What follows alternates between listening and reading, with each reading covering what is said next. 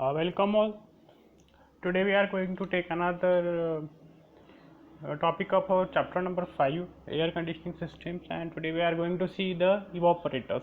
In this evaporators we will see classification of evaporators and working of two types of evaporator. First one is the flooded type evaporator and another one is the dry expansion evaporator. Before starting to this topic, let's discuss what we see in last lecture. In last lecture we see about the condenser. There are two types of condenser. First one is the air cooled condenser, another one is the water cooled condenser. We saw the types of condenser along with their working. This is shell and tube type condenser. Before the condenser we took the topic of compressor, working of compressor, PV diagram of compressor, classification of compressor, on what basis we are going to classify the compressors. Okay. Before this we take the air conditioning system, then types of air conditioning system, then with summer air conditioning system, winter air conditioning system, year round air conditioning system, then unitary air conditioning system, then central air conditioning system. Now we are going to inside again and start studying the various parts. First we study about compressor, then condenser, and now we are going to study the important part of refrigeration system, which is evaporator. You know, evaporator is also called as the chiller because the chilling effect or cooling effect is produced at evaporator. Evaporator is an important part. While considering our household refrigeration system, you know, evaporator is present inside our refrigerator. Okay, and normally where the ice manufacturer or freezer of your refrigerator, it is evaporator. It is in the form of coil. While drawing the diagram of VCR, vapor compression refrigeration cycle, how we draw evaporator? We draw evaporator mostly in the form of evaporating coil, and around the cabinet around this evaporating coil it get cool because the refrigerant present inside the evaporator got evaporate, and for this evaporation it absorbs latent heat from the surrounding and producing the cooling effect. Then focus here on the screen that what it's showing the definition of evaporator. So it is a device in which the heat is removed from substance to be cooled. It is a part of system in which refrigerant evaporates or boil. It is cooling unit and sometimes called as cooling coil or freezing coil. I am also saying you that in some books it is also called as a chiller. So are you getting my point? The purpose of refrigeration or refrigerator is to produce the cooling. So this is the component of VCR where cooling is achieved, which is known as evaporator. Then again he becomes here that this is the classification of evaporator. On the three basis we are going to classify evaporator. First one is the according to the refrigerant feed, second one is the according to the types of construction, and third one is the according to mode of heat transfer. So in first, according to refrigerant feed, there are again two types, flooded evaporator and dry expansion evaporator. Both these types we are going to study today. After some time I am going to explain all these two types of evaporator. Then according to construction there are again classified. First one is the bare tube coil evaporator, next one is the fin tube evaporator, third one is the plate evaporator, then shell and tube evaporator, last one is the shell and coil. Normally its construction is same as that of a condenser. I show you that how the tubes are present, how the coil is present, how the fins are present. Okay, so you know all this. And the third one is the according to mode of heat transfer. First one is the natural convection heat transfer and another one is the forced convection heat transfer. Natural convection heat transfer is the heat transfer takes place on basis of density difference, and in case of forced convection heat transfer, what happens there? In case of forced convection heat transfer, there is a fan or certain medium which is producing draught is used there. Okay. So here we goes for the study of uh, flooded type evaporator. You can see in the diagram of flooded type evaporator.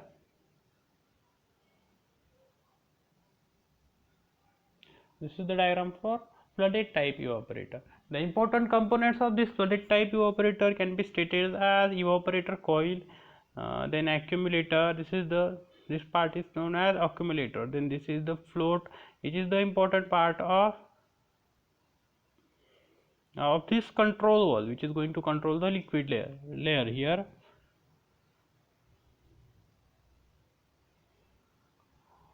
Float, or it's called as a float control. Then this is the liquid refrigerant. Okay, and this is going toward the compressor valve. You know what comes in evaporator and what leaves evaporator?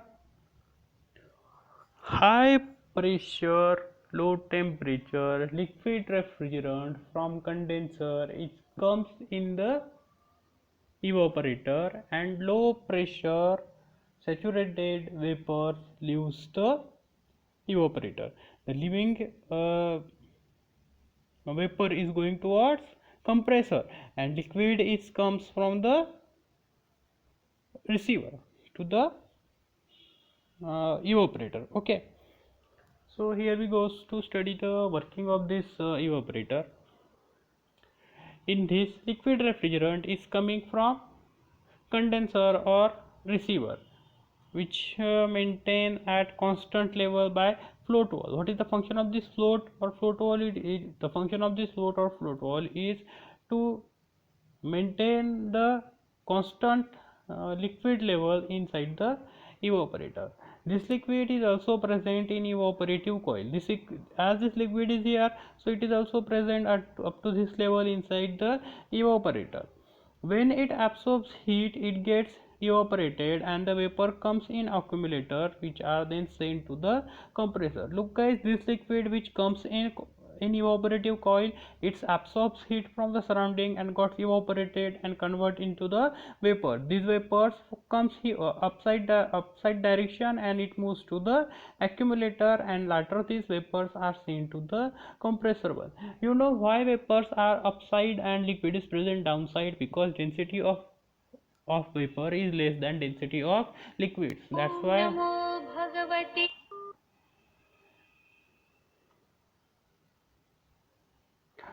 that's why Om Namo Bhagavate Shri.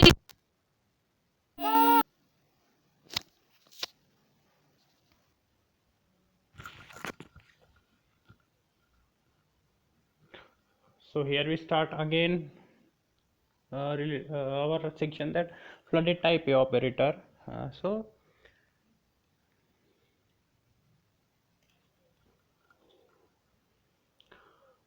this liquid is also present in evaporator coil, which absorbs heat and get evaporated. This vapor comes in accumulator, which are sent to the compressor, and the level of liquid refrigerant is again maintained by float wall by slightly opening, and liquid refrigerant comes in and process continue. Here you understood that the liquid which becomes vapor after absorbing the heat from the surrounding medium, this vapor comes into this accumulator and moves to the compressor, and the space of this vapor is again occupied by the liquid which comes from this side.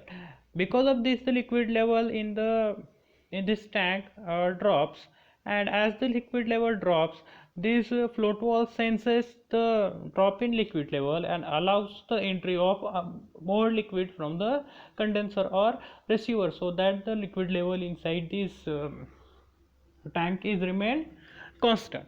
So there are just two functions, that the liquid is converting to vapor and this vapor are moving to the compressor, and because of conversion of liquid to vapor, the drop in liquid level is sensed by the float wall, and this float wall allows uh, liquid refrigerant to comes in and again maintain the liquid level, and once the desired level achieve, this valve again close. So and this cycle continues here. Okay, So here we goes for the here I am again explaining the working of this flooded type evaporator. Just listen carefully.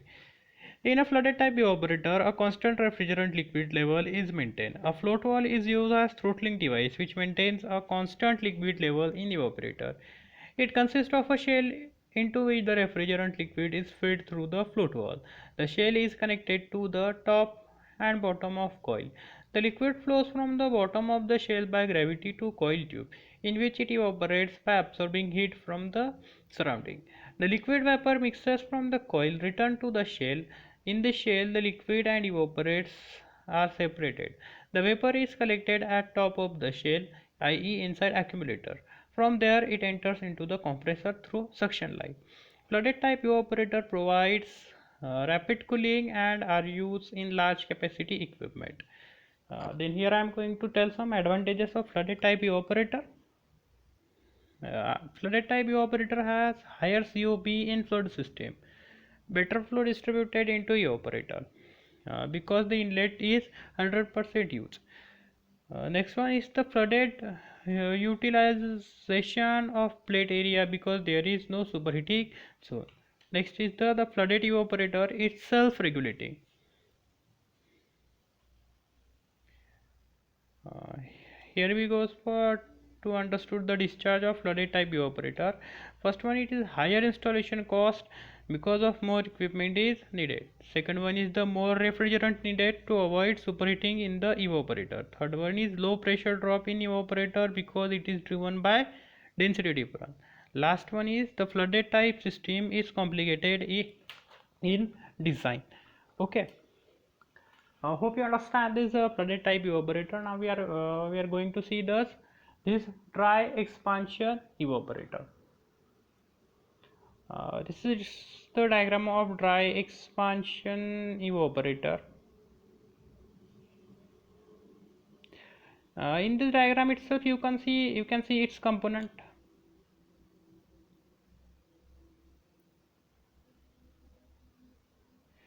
This is the evaporative coil. This is simple in design as compared to the flooded type evaporator. This is the liquid refrigerant which is coming from the receiver, and this is the control valve, or you may call it as a expansion valve, control valve, regulating valve. This control the entry of the liquid refrigerant through into the evaporating coil.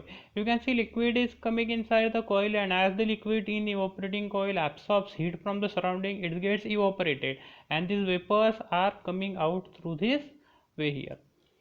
Okay. I already explained its working. Again you can see here what is written here. In this, liquid refrigerant is fed by the expansion valve. This refrigerant enters into the one end of tube, and other end of tube is connected to the suction line. Okay, the evaporator is filled with mixture of liquid and vapor refrigerant. As the refrigerant passes through evaporator, more and more liquids vaporize. This refrigerant leaves the evaporator in dry state. As a refrigerant controls or expansion valve is used to control flow of refrigerant into evaporator. Okay, here I am again going to explain. In this, the liquid refrigerant is fed from the expansion valve. From this is the expansion valve. So liquid refrigerant is fed from the expansion valve. This refrigerant enter into one end of the tube, and the other end of the tube is connected to suction line. This other end of the tube is connected to suction line of what? Compressor. The evaporator is filled with mixture of liquid and vapor refrigerant. As the refrigerant passes through the evaporator, more and more liquid is vaporized. Thus the refrigerant leaves the evaporator in dry state. A feeder valve is provided to control the flow of refrigerant into the evaporator. Okay. Then there are some other types of the evaporator which can be listed here as bare tube evaporator, then fin tube evaporator, then plate surface evaporator, then shell and tube evaporator. These evaporators question they are not asked in the exam. That's why I am not going to explain here. In tomorrow's lecture we will see the expansion valve. Here you can see the working of dry expansion evaporator.